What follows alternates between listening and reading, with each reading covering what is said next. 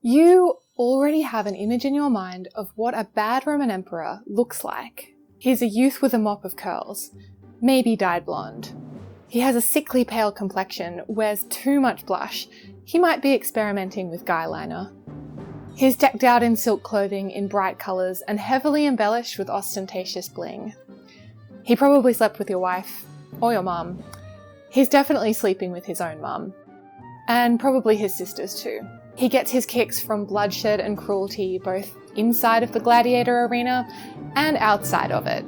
He has a manic glint in his eye and a girly little laugh that he breaks out after a particularly gruesome murder. This is what I like to call the Demented Femboy Emperor trope, and it's basically the default way of representing a bad Roman emperor on screen. In the recent box office hit Gladiator 2, the emperors Caracalla and Geta did not just embody this trope, they took it to the extreme. The problem is that the real Caracalla and Geta were historical people who were nothing like this. If anything, the real Caracalla is what we would consider hyper-masculine. He was so masked that his favourite hobbies included working out, fighting, drinking, and cucking other men. Far from being a cackling dun blonde in Beetlejuice makeup, he had a mix of African and Syrian ancestry, he had dark hair and eyebrows, and he was well known for his angry, scowling expression, which you can see on basically every statue that was ever made of him. But instead of that story, we get this. So why have two fascinating and complex historical people been replaced with caricatures? And why does the Demented Femboy Emperor have Hollywood in a chokehold? Well, apart from the fact that he's a sadist. Shall we adjourn to the dungeon? At its core, the Demented Femboy Emperor trope is a story about the abuse of power in the extreme. It's no surprise that the tool has been the go-to for people trying to criticize autocracy for literally centuries. In any revolutionary movement against an autocrat, you'll find comparisons to the emperors Nero and Caligula, from the French to American revolutions, right down to the present day. But this trope goes far beyond politics. This message about the corruption of power is also wrapped in a moral judgment about correct gender expression and sexuality. The impact of the trope has been far-reaching. The Demented Femboy Emperor is the great-granddaddy of the queer villain trope, and the story has become a blueprint for political scandals and conspiracies throughout the ages. In this video, I'm going to do a deep dive into the Demented Femboy Emperor trope, starting from the ancient Roman sources, all the way through to the Sword and Sandals epics that made the trope so famous today. First, I'm going to ask, where does the Demented Femboy Emperor trope come from in the first place? I will look at how the original Roman sources transformed two emperors, Caligula and Nero, into monsters. So in order to understand the trope, we need to understand more about who these sources were and how they saw the world. Then I'm going to ask, why did people keep telling this story? And whose agendas was the story made to serve? Finally, I'm going to take a look at the history of the Demented Femboy Emperor on screen. How has this trope been received into the Hollywood canon, and why is it still on our screens today?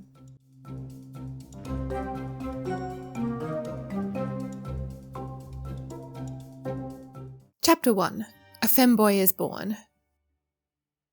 Let's begin with the story of three princes, Drusus, Nero, and Gaius, grandsons of the Emperor Tiberius. The princes were sons of a highly successful and respected Roman general known as Germanicus, who mysteriously died at the peak of his diplomatic career. Some suspected foul play by the Emperor Tiberius, but nothing was ever proven. A few years later, following an unsuccessful political struggle with the emperor, their mother, Agrippina the Elder, was sent into exile where she later starved herself to death. The two oldest brothers, Drusus and Nero, seemed to be marked out on the path to success, until one day they both had a sudden and mysterious fall from grace. The two were murdered shortly after they were old enough to enter the Senate and enter Roman political life. Their youngest brother Gaius, however, better known as Caligula, had a talent for survival and a knack for navigating political intrigue. He was sent to the emperor's palace on the island of Capri, where he was allegedly initiated into the culture of abuse and corruption that flourished there. We have one highly graphic account of what went on there that was written over 70 years after the emperor's death, by a writer called Suetonius. I'll do my best to give you a YouTube-friendly summary. Tiberius's palace on the island of Capri was decorated with erotic paintings and nude sculptures from the leading artists of the day. He had boys and girls dress up as nymphs and satyrs, located all around his gardens, inviting him to enter their caves, shall we say. He held orgies with a group of people known to history only as the tight bums. Make of that what you will. And let's just say he was no music fan, but he was known to strike a chord that was probably A minor. He populated swimming pools with underage boys known as his fishers. He allegedly abused altar boys during religious ceremonies. Sadly, that one does predate the Catholic Church. And he was even said to have abused babies. So this is one of the most notorious and misunderstood passages in Roman history, partly because a lot of later readers started to believe that orgies and abuse of children was just a normalized and institutionalized part of Roman society. Nothing could be further from the truth. This was an account designed to shock and appall its conservative Roman readers. This episode is also essentially the original conspiracy theory. It's basically saying the government is run by a secret cabal of pedophiles, which sounds hauntingly familiar. This makes it a very difficult piece of evidence for historians. There are some academic historians who dismiss this account altogether because it just seems so sensationalized and conspiratorial. On the other hand, if recent events are anything to go by, we know that this is not implausible. People in positions of extreme power are also capable of extreme violence. At the end of the day, however, we have no way of knowing whether these stories are true. But for today's purposes, I'm not really so much interested in whether or not the story was true. I care about why the story was created and why it had such a profound impact on the world. Suetonius is unclear what exactly Caligula's role was in these proceedings, but it's clear that he enjoyed the sex, the parties, the banquets, and he seemed to have taken some pleasure in the executions as well. But he really distinguished himself by never complaining. Despite having his entire family slowly picked off one by the Emperor Tiberius, Caligula never once let on that he might be suffering or that he might harbour any resentment against the man who destroyed his entire family. But this air of detachment and even enjoyment was a lie. In the year 37 AD, the Emperor Tiberius died. Suetonius claims that Caligula was ultimately responsible. He slept with the wife of the emperor's bodyguard and convinced him to smother the old man in his bed. He then gave the emperor's eulogy, flooded with fake tears, for the man who he had secretly murdered and whose kingdom he had stolen. And he had the tight bums deported. It was a sad day for power bottoms everywhere. This portrayal is seductive because it makes Caligula the perfect combination of hedonism, cruelty, and duplicity. But these characteristics that may have served him to attain power in the first place did not serve him so well once he was in power. At the age of 29, within just 4 years of becoming emperor, Caligula would be assassinated by his own Praetorian guards. Nero's story is set a generation later, but it follows a very similar structure. Born into the imperial family, Nero came to the throne in 59 AD, shortly after his mother Agrippina the Younger married the elder emperor Claudius, who also happened to be her uncle. Suetonius tells us that shortly thereafter, the Emperor Claudius was surreptitiously poisoned through mushrooms prepared by his wife Agrippina, and Nero just happened to be in the right place at the right time for the Praetorian Guard to choose him as emperor. Over the next 14 years, he descended into increasingly erratic behaviour, eventually turning on the advisors who had helped him into power, including his own mother and the philosopher Seneca. He also had Claudius's biological son Britannicus killed. After a devastating fire and a financial crisis tore through Rome, Nero was declared an enemy of the state by the Senate, the army mutinied against him, and at the age of 32, Nero ended his life by his own hand. So both stories follow a very similar pattern. Two very young men born into the imperial family come to the throne through nefarious means. Once on the throne, they're ill-equipped to handle the pressures it brings, and they quickly turn the apparatus of the Roman state into a personal piggy bank for their pleasure.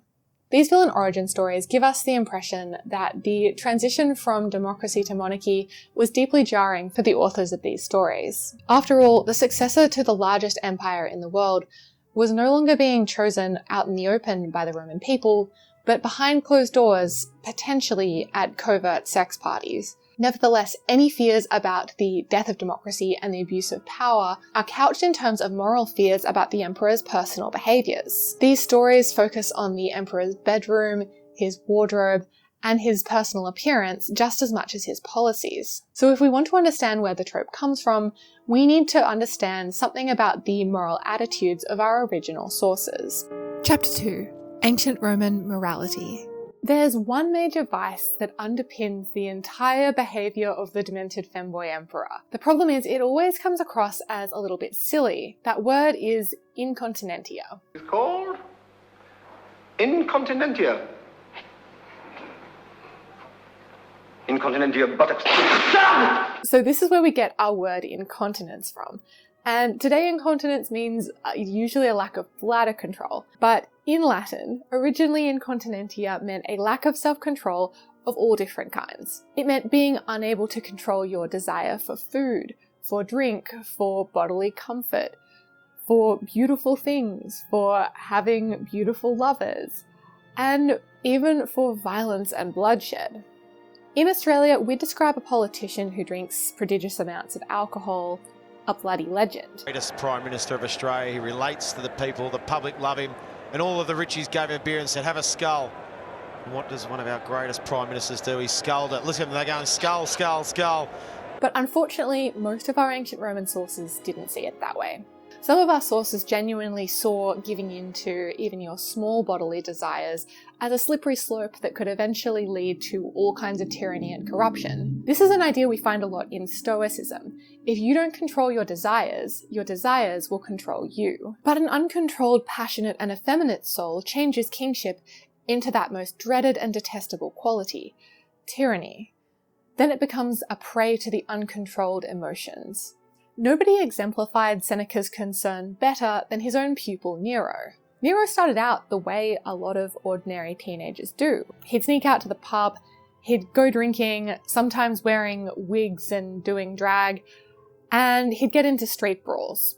Now, while obviously this wouldn't be considered exemplary behaviour, most people would see this as typical teenage rebellion. But what happens when that teenager becomes the emperor of Rome? Well, given unlimited power, Nero discovered that there were no limits to his desire. He was getting drunk all day every day and gorging himself on food, apparently, according to our sources. And why not when you're 18 and you have all the power in the world? And when anyone challenged his power, he would lash out, accusing them of treason and often leading to their extrajudicial killing. And it seems like his own family couldn't contain him. His mother Agrippina allegedly tried and failed, leading Nero to assassinate her. He also allegedly kicked his wife to death, although there are conflicting accounts there. Soon enough, Nero was burning the city of Rome to the ground, killing thousands of people in the process, and constructing a giant golden house to himself, complete with a 20-foot self-portrait. This is a very stark portrait of a young man who is enabled to give in to his every desire. The more he gets, the more he wants. The only limits on his power were the limited resources of the state, and Nero allegedly pushed those to their very breaking point. He needed to increase taxation and melt down gold offerings in the temples in order to finance his ever-growing desires. And we know that one part of this story is certainly not an exaggeration from our sources. We have the physical remains of Nero's golden house buried just across the road from the Colosseum. So on one level, these stories about the extravagance of the emperor were a concern about bad policy. But I don't think our sources' concern is purely economic. This was a concern that luxury was going to destroy the moral fabric of the Roman Empire itself. So let's take one of the most outward symbols of Incontinentia, luxury clothing. Our sources cared a lot about what the emperor wore. When silk was first imported to Rome in the 1st century AD, it was unlike anything they'd ever seen before. It was incredibly lightweight and comfortable, and it could also be woven in such a way that it was potentially see-through. Naturally, it was a huge hit with wealthy younger people, and it scandalized the older generation of Romans. They worried that silk was so comfortable that Roman men would never put their armor on ever again. And some senators actually tried to have the fabric banned for men. So why was this a problem? Well, our sources disapprove of anyone being too fond of their appearance, especially men. For example, the Emperor Otho was known for having a very detailed skincare regime. Nero was known for his immaculately styled crop of curls. Other things that might get you accused of incontinentia included wearing bright colours such as purple or red, wearing togas that are too baggy, a sign that you can afford a lot of fabric, and wearing long sleeves. All of these things might seem quite arbitrary to us, but they had a distinct association with the East and with conspicuous consumption in the ancient world. By contrast, a good emperor wore boring clothes. The Emperor Augustus was known for only wearing togas that had been handmade by his female relatives, something that was consistent with his family values public image. Augustus carefully curated a style that downplayed his wealth and power, even though he was one of the wealthiest individuals who had ever lived in ancient Rome. He even rejected the title of emperor, preferring the title of first among equals, even though he very clearly was not equal. And so this is one of the big problems with the demented femboy emperor trope. It mixes up the aesthetics of power with the reality of power. You can find traces of this idea that Rome was the victim of its own success. The vast wealth that Rome had acquired as it enslaved, looted, and pillaged the entire world around it was now leading to the enslavement of the Roman people themselves, or at least this is how the rhetoric went. So this critique of luxury may sound like some early anti-imperialist or anti-consumerist movement, but the ancient Roman suspicion of luxury had nothing to do with labour ethics or saving the environment. This was about moderating the behaviour of a relatively elite group of Roman citizens. And controlling citizens started with their bodies, what they put in them, what they put on them, and very importantly, how they performed and expressed themselves, especially their gender expression. Vice number 3. Effeminacy. So I've been a little bit cheeky and called this trope the demented femboy emperor trope. I'm aware that I'm being anachronistic here and using a modern word to describe ancient ideas about gender. So what did effeminacy mean to these ancient writers? So femininity and incontinentia were really closely linked in these sources at least. That might be because in the ancient world women were thought to generally have more desire and less control over themselves than men did, and often this was used to justify male control over women. But it also manifested in specific fears about men being feminized by things like having a luxurious lifestyle and fancy clothes. So a taste for luxury clothing was definitely associated with femininity. Emperors like Nero and Caligula, however, were not just known for having feminine tastes in the colour, cut, and styles of their clothing. They were also known for occasionally dressing up like women. Nero apparently staged an elaborate marriage ceremony where he himself was the bride and did a public bridal parade through the streets of Rome dressed like a woman. It also culminated in a marriage to a man. So part of the stereotype is a fear of passivity in men when men should ideally, according to these authors, be in control of themselves and their environment. There was definitely a prejudice against men who, through personal adornment, invited the erotic gaze, either the gaze of men or the gaze of women. Again, being the object of the gaze was a passive act, and might lead to other acts of passivity. Vice number 4. Lust. So now might be the right time to mention that Caligula was often on the bottom in his encounters with men. Again, let's consult Suetonius here. So Suetonius tells us, Valerius Catullus, man of consular family, proclaimed publicly that he had buggered the emperor and was quite exhausted by his sexual demands. In addition to his incestuous relations with his sisters and his notorious affair with the prostitute Pyralis, there was hardly a woman of distinguished family he did not make advances to. So why was this a problem for our sources? It would be anachronistic to say that they were homophobic. In the ancient world, there was no concept of being gay in the sense of having an identity that's defined through your attraction to members of the same sex. There was no word in Latin that meant homosexual.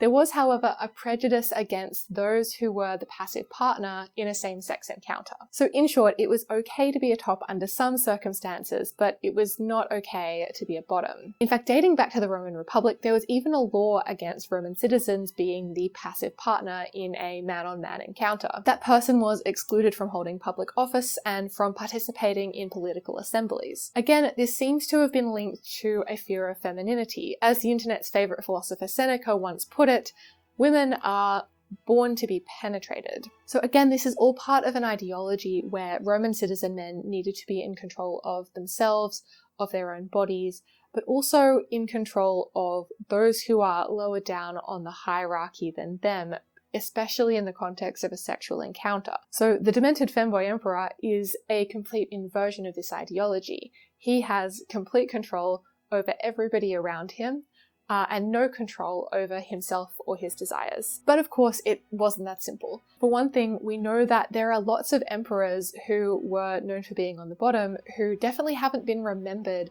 as demented femboys today. For example, Julius Caesar was famously called every woman's man and every man's woman. Maybe this was linked with tyranny, as Julius Caesar went down in a lot of our ancient sources as a tyrant. However, one of the more popular emperors, Augustus, was also known to have been on the bottom in a number of encounters he had in his youth. So clearly, sexual passivity was definitely a taboo, but it was only one small factor in the mix. Focusing too much on the emperor's same-sex activities is actually a bit misleading. Incontinentia wasn't just about same-sex encounters, it was somebody who had a desire for too much sex in general. Even just having too much heterosexual sex was sometimes stigmatized as effeminate. Ha!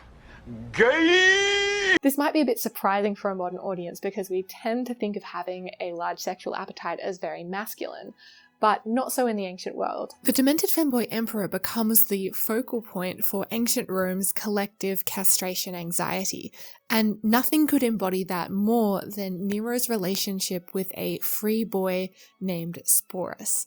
He supposedly fell in love with Sporus because he bore an uncanny resemblance to Nero's dead wife, whom he allegedly murdered himself, Poppaea. Nero immediately latched onto Sporus and even had him castrated and made him go about in drag impersonating his dead wife. Part of the shock and the horror of this was the fact that Nero was happy to embody both roles, both the role of the blushing bride and the role of the perpetrator of heinous violence. Vice number 5, violence. Incontinentia also refers to somebody who can't control their bloodlust. What set the demented femboy emperor apart was the fact that he enjoyed killing in an almost pathological way. Our sources are full of graphic descriptions of executions. Throw him to the floor! So why were these emperors tolerated, if not outright celebrated? Our sources describe a very gullible Roman public that they see as being bought off for the low price of bread and circuses. The emperor was the main sponsor of the games and the circuses at Rome, and he also owned a number of elite gladiators himself. What sets the demented femboy emperor apart was the fact that he was completely obsessed with public spectacles, and he was especially obsessed by the spectacle of cruelty. Marcus Aurelius, our good emperor prototype, reportedly was so afraid of the sight of blood that he refused to have gladiators fight with sharp swords. I suspect this story is a myth, but it says a lot about what certain authors thought was ideal. Caligula, by contrast, insisted on fights to the death and executed random members of the crowd who didn't applaud for his favourite gladiator. There's also a sense that the emperor is making the crowd complicit in his cruelty. We have a Jewish author, Josephus, who reports that Caligula was really popular with the crowd because they were obsessed with the games he put on. It was also used as an opportunity to petition the emperor for certain things that the crowd wanted, usually tax breaks or debt forgiveness. But what's clear is a sense of anxiety that the emperor is using public spectacles to control the crowd. Whether it's the emperor tapping into the aggression and the cruelty of the crowd, or whether it's the crowd getting so angry with the emperor himself that they actually start to riot. So up until this point, we have a fairly universal list of vices, which all boil down to the emperor's lack of self-control. These authors generally are not offering a systematic critique of the Roman Empire. They're criticizing the moral failures of an individual. So we need to kind of look beyond the traditional sources, your Suetoniuses and your Tacituses, and we need to look at a slightly different source. Chapter 3. One man's tyrant is another man's saviour. Since becoming a part of the Roman Empire, the province of Judea had suffered immensely. During the Judean War of 70 AD, the Jerusalem temple was destroyed, and along with it, several Jewish cities. But there was still hope. It was prophesied that a saviour was coming. This saviour would come in the form of a wise king, a man who had died but was about to be reborn. This king would free those who were cowering in fear. He would set fire to those who had persecuted him, and he would wage a righteous war on the Roman imperialists from the west. Plot twist, the saviour was Nero. So we have at least 6 prophecies from the 1st to the 2nd centuries AD, which basically attest that people thought Nero was about to rise from the dead. Most of these come from a book known as the Sibylline Oracles, and all these prophecies have different perspectives on Nero. Some prophesize that Nero is going to be an avenging hero, coming to save the West from its persecution under the Roman Empire. Others, especially Jewish authors, view Nero as responsible for the destruction of the Second Temple, and prophesize that he would return as a general reign of terror, which was God's punishment to the Romans. So this might sound counterintuitive at first glance. After all, Suetonius reassures us that Nero was universally hated. So why were there so many people cheering for him to come back? Well, it turns out that those accounts may have been something of a myth. In fact, after Nero's death, there were at least 3 different people who tried to impersonate him and lead military coups to retake the empire. So this suggests that there must have been a popular following for him. You might also think, well, didn't he persecute the Christians? Wouldn't this be a good reason for people to hate him? Well, some historians actually believe that the Neronian persecution of Christians was actually a myth invented to smear him decades after his death. So consider this a timely reminder that one man's tyrant is another man's folk hero and saviour. So of these many different prophecies about the rebirth of Nero, only one has really survived today, and that's what you'll find in the Book of Revelations. So for those unfamiliar with the Book of Revelations, it's basically a prophecy about the apocalypse. It reads as this vivid psychedelic dream sequence about the events that are going to happen at the end of the world. And it's full of allegorical references to the Roman Empire and the persecution of Christians. This was probably written during the lifetime of Nero, so between 54 and 68 AD. So the book recounts the events at the end of the world when God makes his final judgment. And before this happens, we have 2 different beasts. We have a beast from the sea and a beast from land. So the first beast, the beast from the sea, is this horrific monster. He has a leopard body and bare feet and 7 heads and 10 horns. Basically, this beast goes around, he tortures some folks, he says some blasphemies, then he conquers every nation. Then we have a second beast. This is the beast from land. He goes around telling all the people of the world to worship the first beast. He encourages them to commit idolatry, and he brands the followers with his mark, and the number of the beast is 666. Then we see a new vision, this time of a woman called the Whore of Babylon. She is seated on 7 hills. She's all dressed in purple robes and jewellery, and she holds this golden cup, which is full of the impurities of her fornication. So the Whore of Babylon starts riding the beast. Alright, somebody really needs to have a word with St. John about his phrasing. Then the beast burns her with fire and devours her. Finally, there's a war between the followers of the beast and the angels, and ultimately the beast and his followers are defeated and burned in a lake of fire for all eternity. So, hooray, a happy ending. So we have some clues that the beast is Nero. So for one thing, the second beast encourages all the citizens of Earth to worship the first beast. So that seems to be a reference to the Roman practice of emperor worship, which was spread throughout the provinces in this period. Then of course there's the number of the beast, which everybody knows is 666. This is the sum of the letters in Nero's name when transliterated into Hebrew according to Hebrew numerology. Finally, we have the Whore of Babylon. She's dressed in purple and jewellery, which is a symbol of royalty in the ancient world, and she's seated on 7 hills. Now, Rome in the ancient world was thought to have 7 hills. It actually has more than that, but that's fine. And in the ancient world, Rome was also personified as a woman. There's actually a goddess called Dea Roma. So the beast is said to devour the Whore of Babylon and also burn her with fire. This could potentially be a reference to Nero burning the city of Rome and consuming all of her wealth to feed his enormous appetites. So I'd say on face value, we have a pretty compelling case that the beast is Nero. This is obviously where the association between the Demented Femboy Emperor trope and the Antichrist and even Satanism comes from. This would go on to be very influential for later conspiracy theories. So around 50 years after Nero's death, we also get the first non-Christian accounts of the Christian persecution under Nero. This comes from the historian Tacitus. And as I've said, there are quite a few senior, very well-respected historians, such as Blanshard and Jan Bremer, who doubt that this story is genuine, not because Tacitus is unreliable. I think it's fair to doubt whether Tacitus had access to accurate information on this topic in the first place.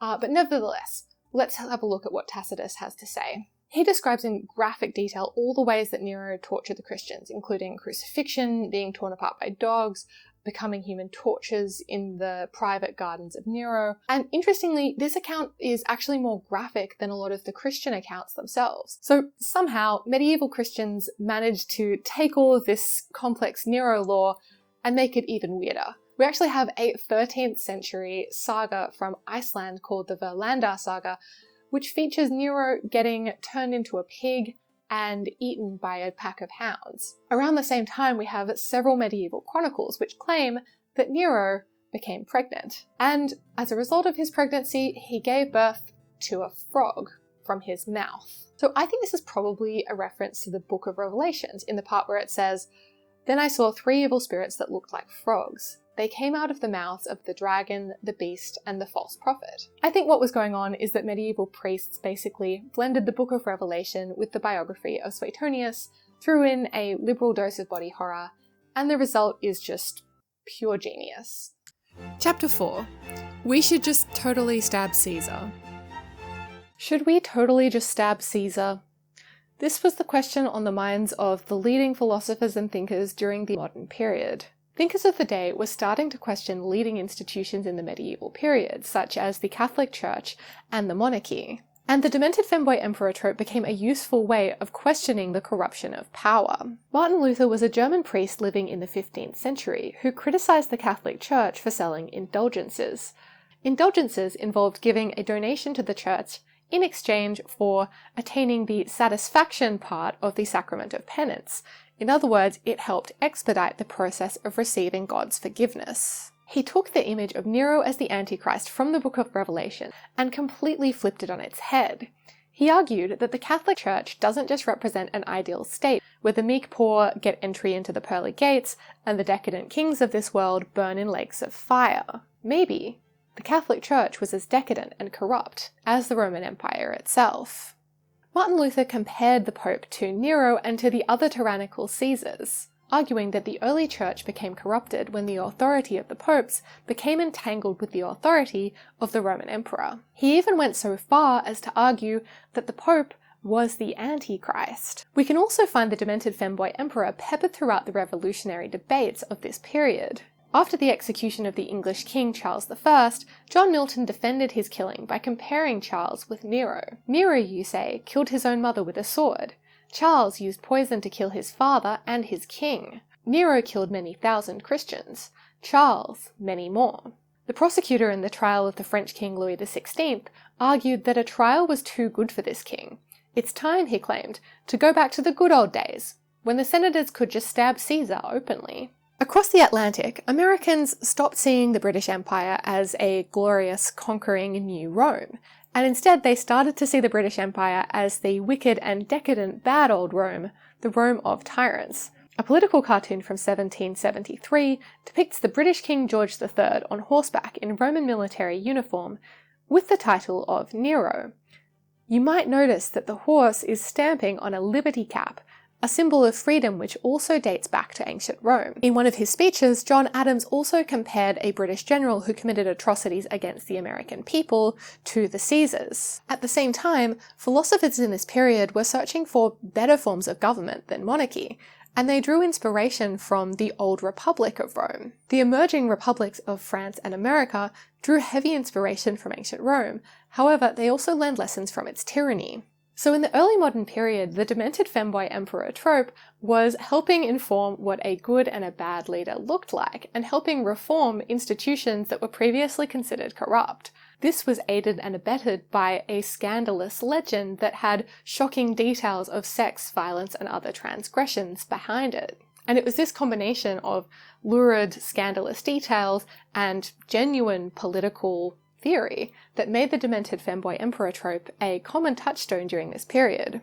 The demented femboy emperor did have some defenders as we enter into the modern period, but they were not people you generally wanted on your side. The Marquis de Sade was an 18th century French aristocrat and sex criminal who narrowly escaped the guillotine in 1795. To celebrate his survival, he wrote a Socratic-style philosophical dialogue in which his self-insert character seduces a 15-year-old girl and convinces her that her Catholic ideas of sexual morality are wrong. In it, de Sade praises the debaucheries of Roman emperors such as Tiberius, Caligula, and Nero, and he argues that the real tyrants are the Catholics who put limitations on his own sexual freedoms. Unlike the Stoics, who believed that the only way to true freedom was to control your desires, de Sade believed that the highest moral principle was fulfilling your own desires. I joked earlier that the demented femboy emperor was a sadist, but it would really be more accurate to say that the Marquis de Sade was a Neronian. In this same period, emperors such as Tiberius, Caligula, and Nero also became the subjects of another genre, pornography, both written and illustrated. While obviously these pornographers didn't set out to make a moral defense of any of these emperors, they certainly played a role in downplaying the horrors and abuses that they committed and romanticizing some of their most infamous liaisons. Even Tiberius and his infamous island of Capri were transformed into a more palatable romantic fantasy. There was also a certain Austrian painter who believed that Nero did nothing wrong. On the one hand,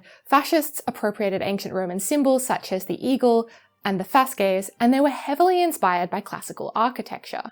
As I said, the original criticism of the demented femboy emperor from the period was often an aesthetic one, but fascists embraced a stylized version of this very aesthetic. They were obsessed with large-scale displays of power in the form of pageantry, monumental buildings, and they appropriated Roman styles to communicate this.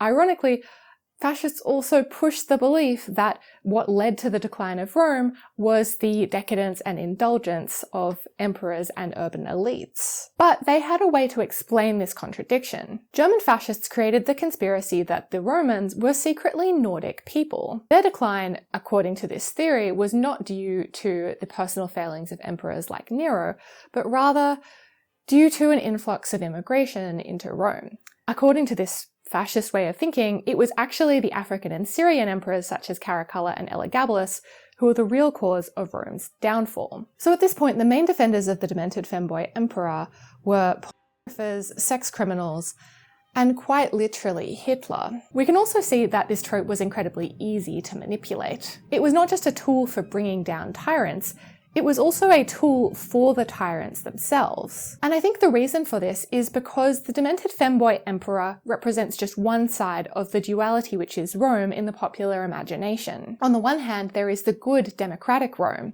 the Rome of humble rural people who raised themselves up from being an insignificant town in the middle of nowhere to being a major world power. On the other hand, there's also the bad Rome, the Rome of excesses and abuses, the Rome of violence, and the Rome of enormous inequality. So it's very easy for autocrats to align themselves with the good aspirational Rome and use the demented femboy emperor trope to make minority groups into scapegoats. So what I take away from this is that the demented femboy emperor trope is definitely not a perfect roadmap out of tyranny. In fact, it's deeply flawed because, as we've already seen, the original sources that it came from are also deeply flawed. It's also a flexible tool which can be adapted to serve a wide range of different situations and ideologies. This made it popular for political discourse, but it also makes the trope incredibly popular on screen. Chapter 6. The Demented Femboy Emperor versus the Good Christian Girl. The Sword and Sandals epic, as we know it today, was born in the Victorian period. This was a time when school children and aspiring leaders around the world were being taught ancient Roman history for the morality. The morality in question, however, was ambiguous and problematic at best. The Sword and Sandals epic offers a simple and satisfying resolution to this. The Sword and Sandals epic takes the tension between the good Rome and the bad Rome and transforms it into sexual tension between the two leads. In the 1895 novel The Sign of the Cross, the hero is a successful Roman general called Marcus Verinius, who serves under the Emperor Nero, when he falls in love with a good Christian girl. In fact, I don't know when I've ever been so thirsty. He kidnaps this girl and tries to seduce her into his decadent pagan ways. When she refuses, however, he's won over by her good heart and, of course, the power of God, just in time for the two of them to be arrested in Nero's persecution of the Christians and killed in the arena alongside an extensive cast of beautiful, naked women screaming in fear.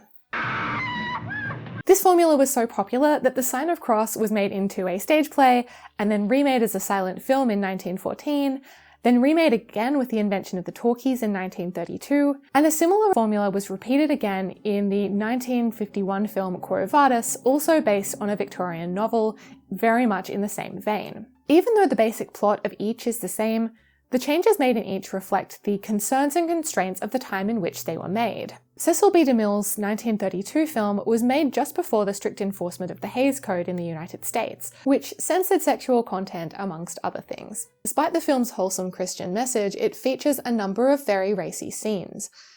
Marcus Verinius tries to seduce the good Christian Marcia by taking her to an orgy where a courtesan performs a sapphic moon dance on her, only to be cock-blocked by Christian hymn singing.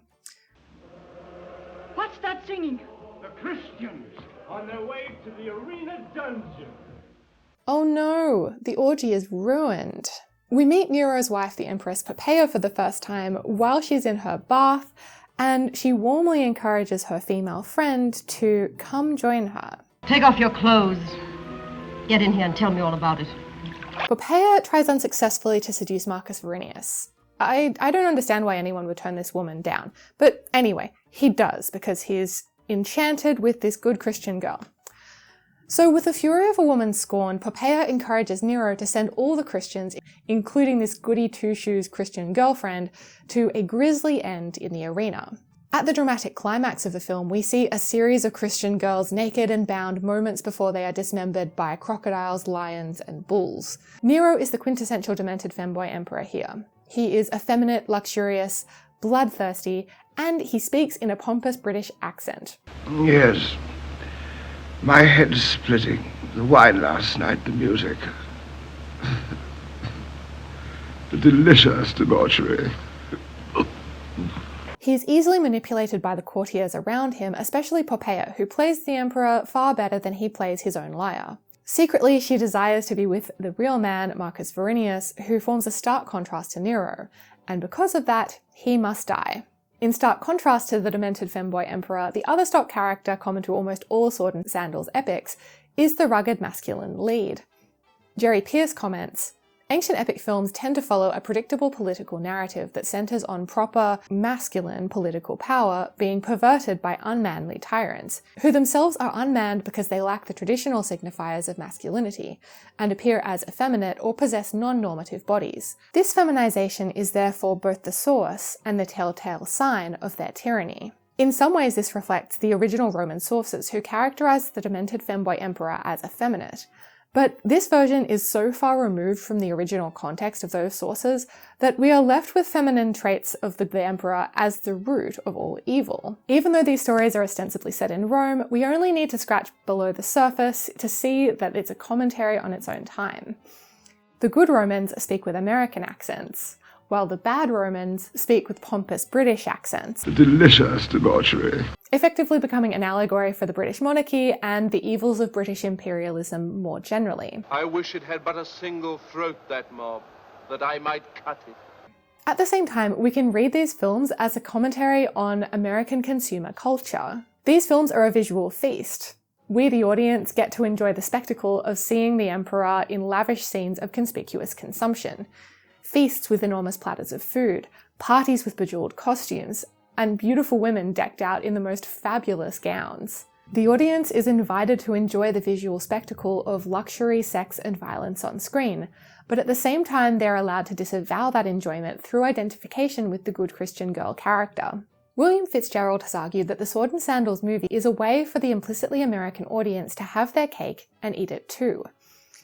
Incidental aspects of American culture, consumerism, entertainment, gigantism, hypermasculinity, can be pitted against its true heart, sentiment, the family, a domesticating femininity. In this way, the demented femboy emperor becomes the personification not just of the evils of British imperialism, but also of American society, from his rampant consumerism to his love of violence. However, Hunter argues that in the 1950s, the Sword and Sandals movie turned the demented femboy emperor into an allegory for fascism and fascist autocrats in particular. These 1950s and 60s film put more emphasis on the spectacle of Roman triumph and military marches, especially Quo Vadis, which uses large-scale crowd scenes and camera angles reminiscent of the fascist propaganda film Triumph of the Will. These films also inserted elements of fascism into the Roman past, especially the Roman salute. This salute, of course, has nothing to do with Roman history.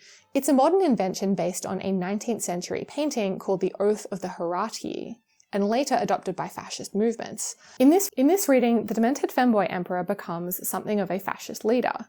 He leads a cult of personality and a state with an ideology of violence. The male protagonist begins the story as a fanatic and devotee of the emperor who has been thoroughly indoctrinated by the ideology of the Roman state. He's only de-radicalized and converted through his love for the good Christian girl. In this way, the demented femboy emperor of these early Sword and Sandals epics from the 1910s to the 1960s can be read as a composite sketch. He represents both the evils of British imperialism and fascism, as well as some of the evils inherent to American society. Chapter 6. The Cinema of Decadence. During the Hays Code era, the Sword and Sandals movie pared back the raunchier aspects of the demented femboy emperor trope. Even without the Hays Code, we didn't really see the emperor getting up to much explicit debauchery himself. The most we ever got to see was the Empress Poppaea engaging in some light, male gaze-friendly lesbianism. More sensitive topics, however, such as Nero's incest with his mother and castrating his boyfriend Sporus, were strictly off limits. At the peak of censorship, ancient epic films relied heavily on implication and subtext to get their message across. I can tell you, you have other natural appetites too.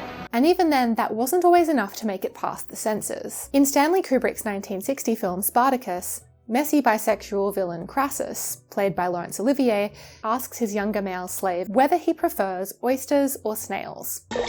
Do you eat oysters? When I have them, master. Do you eat snails? No, master. My taste includes both snails and oysters. Even with this use of an obvious euphemism for bisexuality, the National League of Decency cut the scene from the original 1960 release of the film.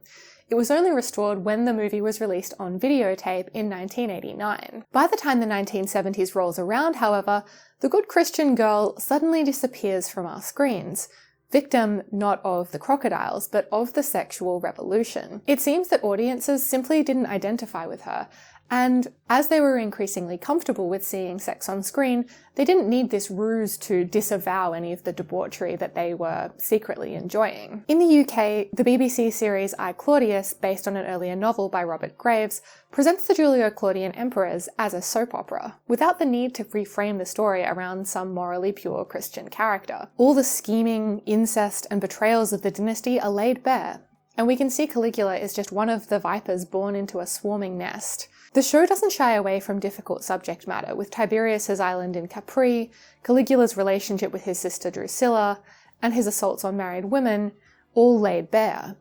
The series actually adds a scene where Caligula murders his pregnant sister Drusilla, and it's implied eats her baby.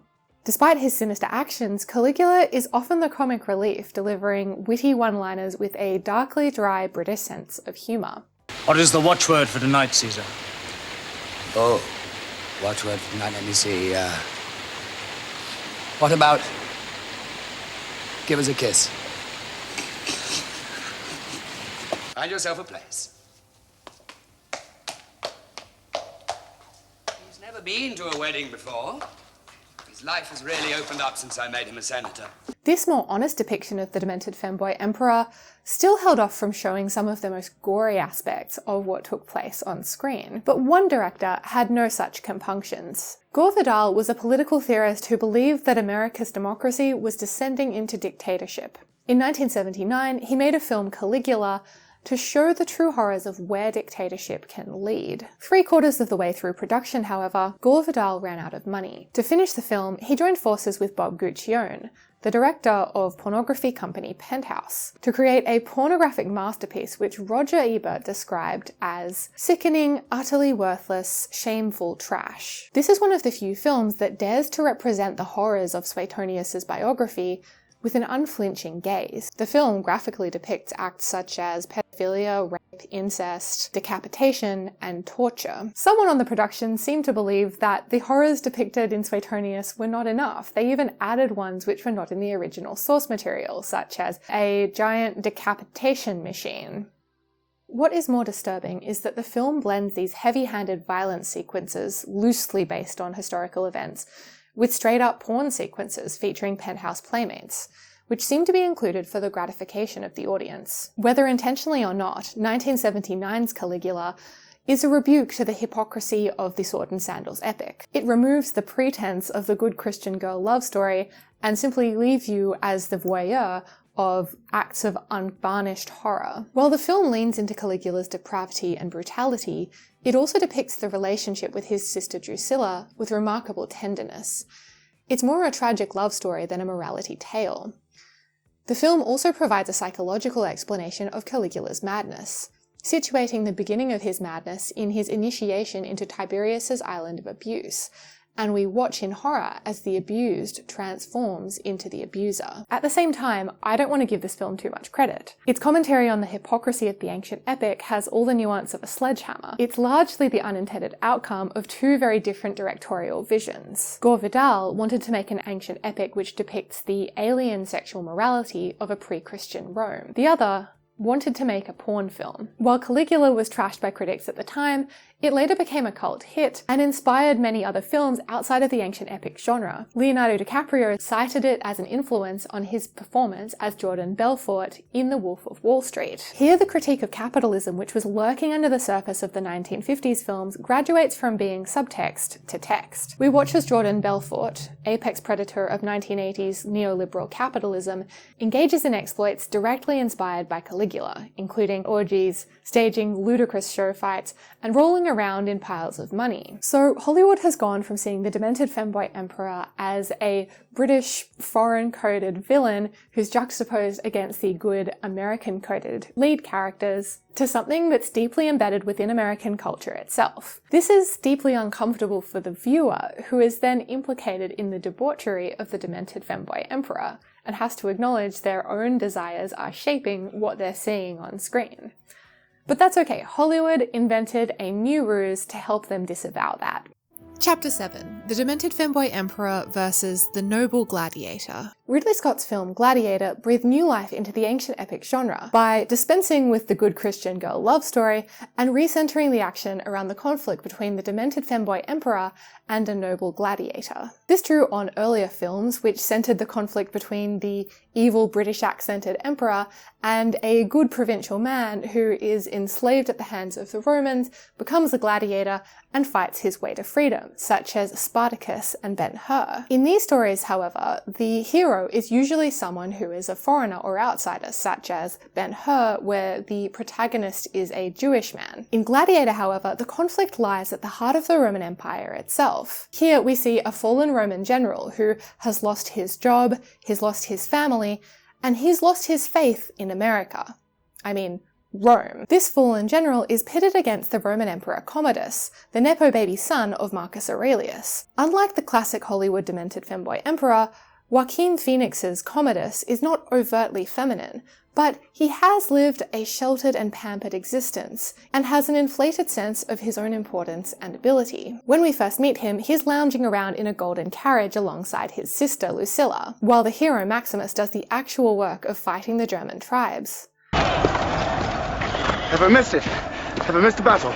Commodus is painfully aware of his own inadequacies, especially compared to Maximus, and he flies into a murderous rage when he realises that his father, Albus Dumbledore, sees them too. So Commodus compensates for his effeminacy by projecting a carefully curated but essentially false image of masculinity. Commodus is a demagogue, where he artfully curates his public image through a series of public spectacles where he casts himself as the hero. The beating heart of Rome is not the marble of the Senate, it's the sand of the Colosseum.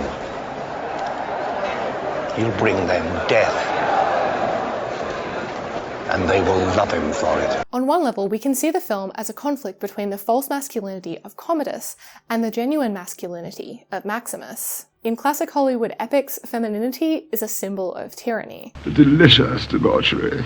So, Gladiator is all about exposing Commodus's effeminacy. That being said, I think this overlooks the all-important role of the Roman people in this film. In Ridley Scott's Gladiator, Commodus understands that what the people really want isn't just blood and guts and gore, but drama.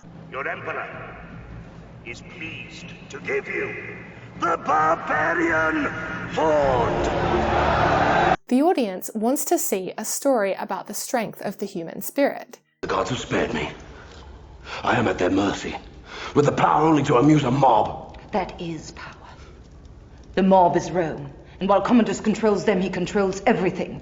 In this way, Ridley Scott seems to have more faith in the audience than the original Roman authors did. Maximus's character also has his roots in ancient ideas about gladiators. Although gladiators were considered to be the lowest class of society, they were also praised for showing virtues that pampered rich men of the upper classes sorely lacked. Stoic philosophers such as Seneca admired gladiators for their ability to endure physical hardship and bravely embrace the reality of death. The redemptive power of the arena was a big attraction to many highborn men eager to shake off the emasculating tarnish of their own wealth, including several of the bad emperors, including Caligula, Nero, Commodus, and Caracalla. Maximus appeals to the self-disciplined idea of masculinity. He is presented as the true successor to Marcus Aurelius in this way. His initial emotionally driven decision to refuse to bend the knee to Commodus resulted in the death of his wife and son, and it's only through mastering his own emotions that he is able to finally step up and get the revenge that he's been seeking. And by the end of the film, his faith in Rome is restored. But what does Rome actually mean in the context of this film? What is Rome, Maximus? What is Maximus actually fighting for? Gladiator offers us an answer in the form of Maximus's tattoo with the letters SPQR, which in ancient Rome stood for Senatus Populusque Romanus, or the Senate and the people of Rome. This was a very idealistic piece of ancient Roman propaganda. The que in the Senatus Populusque wasn't just an and, it also meant that there was a special bond of closeness between the Senate and the people. This, of course, was a little bit idealistic. The ancient Roman Senate was, in a way, much more of an oligarchy than a form of representative democracy that we would understand today. That being said, in Hollywood films, often the Senate is a stand-in for democracy. As he's being carted off to gladiator school, we see Maximus scratch out his tattoo, symbolizing his lost faith in the Roman Republic. Before his untimely death, Marcus Aurelius entrusts Maximus with the all-important task of saving the people of Rome and restoring republican government. But Maximus hesitates, saying, wouldn't it be better for a senator to do that? Marcus Aurelius reassures him that the Senate is far too corrupt, but no, not Maximus. But you have not been corrupted by her politics. But as the film progresses, we learn that maybe the senators are good, actually. As Senator Gracchus, played by Derek Jacobi, explains, I don't pretend to be a man of the people, Senator, but I do try to be a man for the people. Sure, he may be a posh, out-of-touch British man, but he has the best interests of the Roman people at heart. Maximus discovers, through conspiring with Lucilla, that actually the Senate isn't his enemy. They're as eager to throw off the tyrant as he is. I hope my coming here today is evidence enough that you can trust me. So in the arena, not only is Maximus redeemed from his momentary lapse of judgment which resulted in the deaths of his wife and son, but the people of Rome are also redeemed from their toxic relationship with the emperor. Maximus earns the respect of the crowd through his ability and his leadership, but they also react well when he challenges them. Are you not entertained? He calls them out for being complicit in the cruel spectacle of the arena. But he also gives them a story and a hero to root for. I will win the crowd. I will give them something they've never seen before. He learns from his mentor, a veteran gladiator who earned his freedom through fighting. And first and foremost, he tells Maximus, you have to put on a good show. I was the best because the crowd loved me. Win the crowd, and you'll win your freedom. They see the authenticity of Maximus, and his status as crowd favourite becomes plot armour for him outside of the arena. When the final showdown between Maximus and Commodus takes place inside the arena, it's not so much a battle for Maximus's survival. We all know that he's doomed from the start. Rather, it's a battle for the soul of the Roman people. Will they fall for the shallow trickery of the demented emperor, or will they root for Maximus, the noble rebel, and see his vision for a better Rome? A Rome free from tyranny. The fight is rigged. Commodus drugs Maximus before the fight even begins, but nevertheless Maximus prevails. As Maximus stands over the defeated Commodus, feeling the poison take full effect, his last sight is the senators standing united with the people of Rome in the arena. His vision of Rome as SPQR is fulfilled. Senator Gracchus is to be reinstated. There was a dream that was Rome. It shall be realized. These are the wishes of Marcus Aurelius. He dies satisfied that his sacrifice has brought hope of a return to democracy. Except it didn't. Which brings me to Gladiator 2 and this dynamic duo of demented femboys. Unlike Joaquin Phoenix's Commodus, there is nothing subtle about these emperors' effeminacy, debauchery, or madness. Like the 1950s Neros, they are dim-witted and easily manipulated. Their eventual demise comes not at the hands of Lucius, but of their own master of the games, Macrinus. In real life, Macrinus was a military man, the head of the Praetorian Guard, who led a coup against Caracalla and seized the throne for himself. But here Macrinus is presented as the true puppet master behind the games. Like Commodus before him, he is the ancient equivalent of a media mogul, artfully manipulating the crowd with staged spectacles. In a press conference, Ridley Scott hinted that Macrinus' character was less inspired by the historical person, but by events in the current day. We don't learn historically anything. We keep repeating the same mistakes. We're going through exactly the same thing right now in several parts of the planet. A super rich man thinks he can take over the empire. Is that familiar? Okay. So, Macrinus doesn't really have much to do with a historical person, apart from his colourful robes and earrings. He's really just a stand-in for Elon Musk and the other broligarchs, and the Gladiator arena is no longer a stand-in for Hollywood or the mainstream media.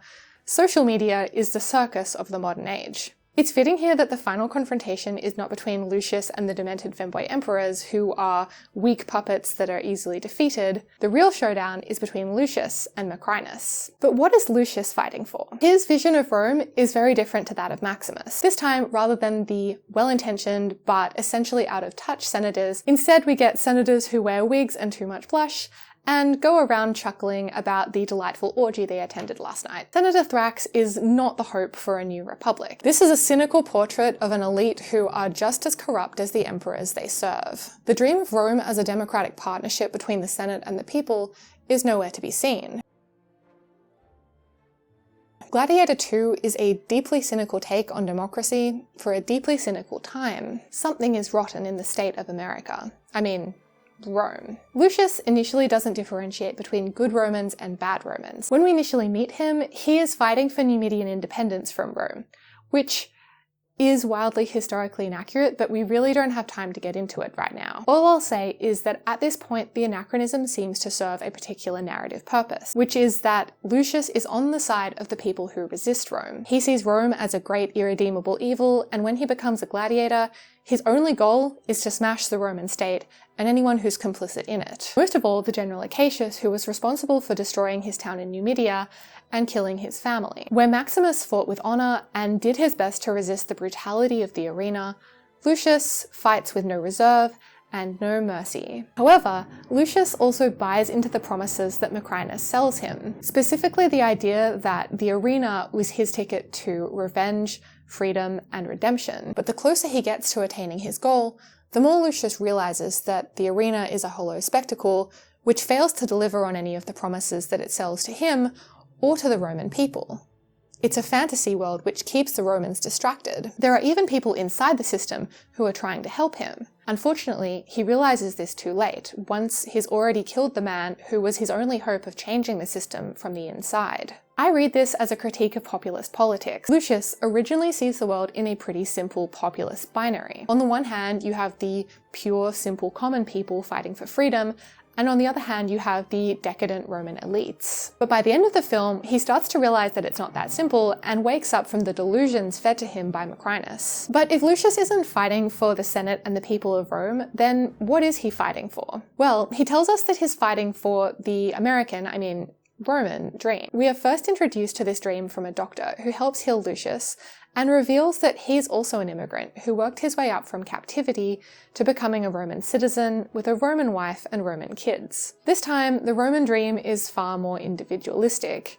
It's about a vaguely multicultural metropolis where everybody has the chance to make it. This is where the film seems to hit a little bit of a wall. As much as Lucius realizes that this binary way of seeing the world is wrong, we don't really get to see him figure out how the system actually does work, or come into his own as a leader within that system. At the end of the film, he simply tells the army to go home. And then Lucius goes and grieves his mother, Lucilla, a princess who her whole life lived within a corrupt system and tried and failed to change it from the inside. The film leaves us with no hope that democracy will save the day. As I said, it's a deeply cynical film for a cynical time, and it certainly doesn't provide us with a roadmap out of the power vacuum that we're left in by the absence of the demented Femboy Emperor. But one thing is for sure, this guy is not going to hand it to us.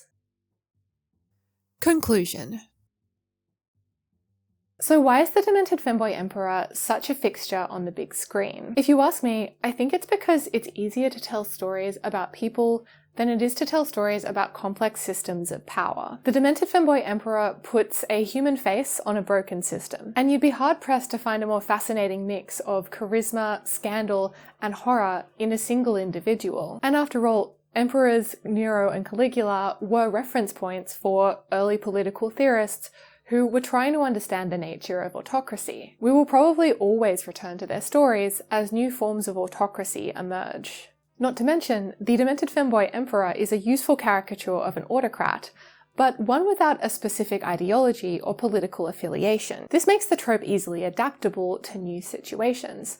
However, it also makes the trope quite easy to manipulate. The demented Femboy Emperor is human, therefore his evil is embodied in human qualities, from his hair to his clothes to his sexuality. By focusing so much on the body and the embodied qualities of the demented Femboy Emperor, storytellers risk reducing his evil to those qualities. The chalky face makeup, the blush, and the curls are usually enough to tell an audience that we're looking at a tyrant, and obviously this stereotype has potential to do great harm. 90 years ago, fascists convinced people using ancient Roman models that the real enemy were foreigners and queer people. These days, the prejudices of the ancient Romans have inspired modern-day bigots, from misogynists to transphobes and homophobes online. So personally, I'd like to see different bad emperors on screen. Caracalla didn't need to be feminized in order to make him a compelling villain. While the original historical sources were very flawed,